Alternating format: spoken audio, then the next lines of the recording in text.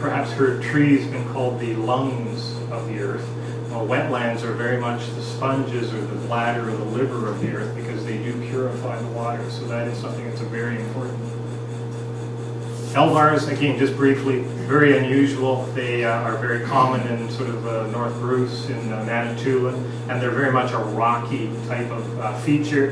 And because of the rock, the vegetation that grows on it is very unusual and very fragile. So for that reason, Elvars, they can't tolerate much disturbance, and they are the preferred habitat for many different types of species, including our one and only poisonous rattler in Ontario, the Massasauga rattlers.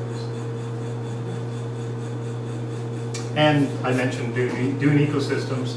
The dune features, perhaps in other areas along the lake, are a little bit more developed. Sauble Beach, for example, Southampton, a little larger in fact, but certainly you have dunes as well, and because of the area, the location where Oliphant is located in, you have the ability to attract sand and to manage it as well.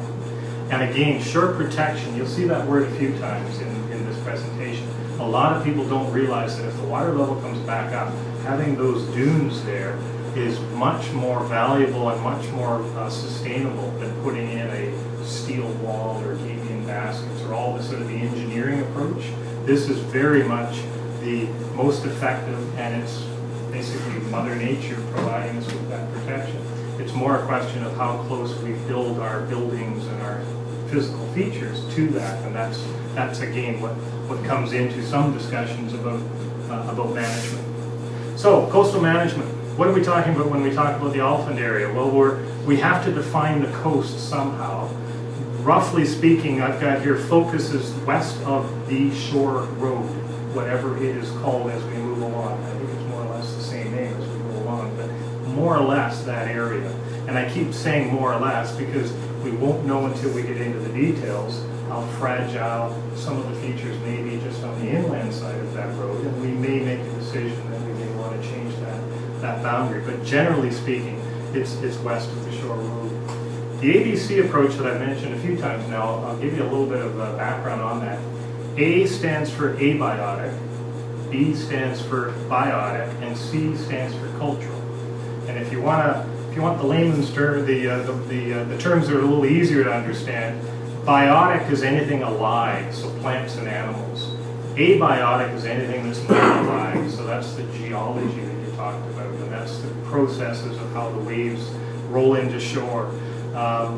And the last but not least is bringing in the human aspect, the cultural. What do we do in Oliphant right now? What have we done in the past? What are we hoping to do in the future with regards to our interaction with that coast? And those are the types of things that we need to talk about in this management approach.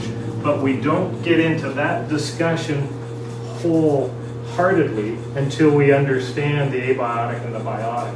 And the reason I say that is, for example, and I'm going to pick on parking just because I've heard parking a few times in the discussions we've had about Oliphant. You don't want to make a decision as to where parking should or should not be until you know whether you've got some very unique species, whether you've got some very unique vegetation, whether it happens to be an area that's very important from a geologic standpoint or a coastal process standpoint, and then start thinking about the options with regards to something as site-specific as parking or access or boardwalks, that kind of thing. So it very much flows from A, B to C before we get into those level of detailed discussions.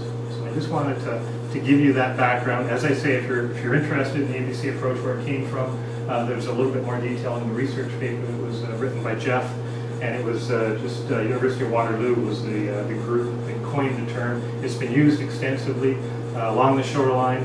I've used it myself professionally in some other projects dealing with management, water management, so it is an approach that's been used quite a bit. And last but not least, coastal management is an approach that's based in science. It is based in, we know what these different areas are important for from a scientific standpoint. Once we understand that, then we can predict what types of influences it may have with regards to different water levels, different temperatures, and all those types of things. And as any plan or as any guide, you're looking at the future. Why are we doing this? We're doing it because it's important to us as a community, but also to our children and our grandchildren. So it's a future-looking aspect. The other thing I'll mention, coastal management, shoreline management, I use the terms interchangeably. Anything along a water's edge. So if you're familiar with conservation authorities, they do shoreline management along their river systems. And again, it's very similar. They're talking about that sensitive area along rivers.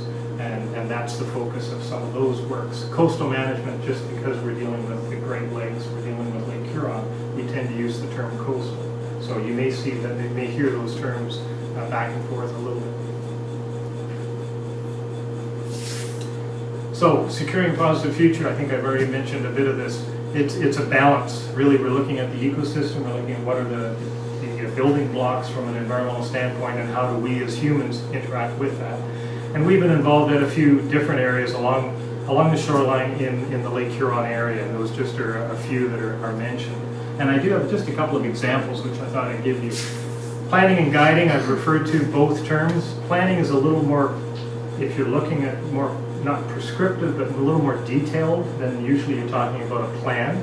If you're talking about a guide, then it's usually sort of a menu of options. Here's some stewardship things that you should think about if you're wanting to protect and conserve this area. And I'm guessing at this point in time that what we're talking about for Oliphant will be a little bit of a mixture of both, a hybrid of both. Education is extremely important.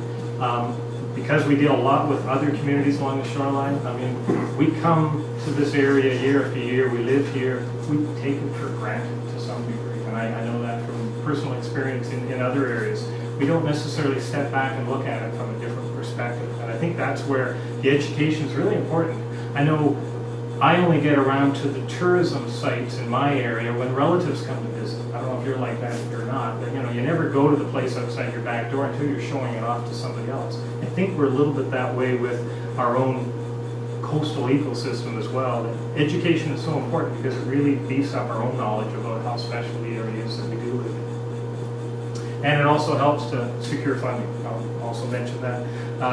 It's wonderful to have piping plover that have nested in the area, not only because of the environmental significance, but because that's a pretty high priority when it comes to provincial and federal funds. So that's the other thing that's really nice to have. 3 examples. This is Southampton, Chantry Dunes. We did work down there starting in the late 90s. And that was because basically there was a group of cottagers and landowners who saw this happening on the beach. And they really questioned the logic from the standpoint of environmental protection of having, in this case, the municipality actually taking sand and going and using it as fill somewhere else.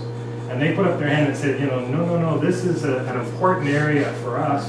We don't want you mining that sand, and we want that to be something that is looked at from another perspective. And that's when they brought in a management plan and used expertise at the Coastal Center to actually put that together. It was first of all the Beach Association, those are volunteers. They got the attention of the Beach Committee, which was a committee of council, and basically through that work, grassroots work of the community group, a plan was created, and that plan was basically what started the ball rolling with regards to managing, in this case, the dunes at the Southampton area. And when we say first in Ontario, they've been doing that in provincial parks for a long time, but this is the first time outside of a provincial park that there was actually a group of people that were interested in managing it from the standpoint of an environmental resource that was important to the community. So that's Chantry. Second one is Sauble Beach, which probably people here have heard of. Friends of Sauble Beach were an existing group. They already were there. They were already involved in beach cleanups and that kind of thing. And they witnessed the good things that were happening south in Southampton. So they recognized they had 10 kilometers of beach.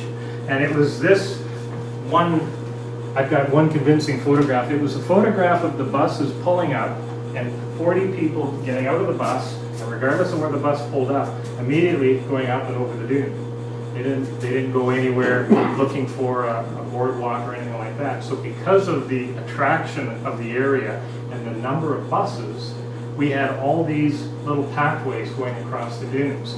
Somewhere up around 400 of them along a 10-kilometer stretch of beach.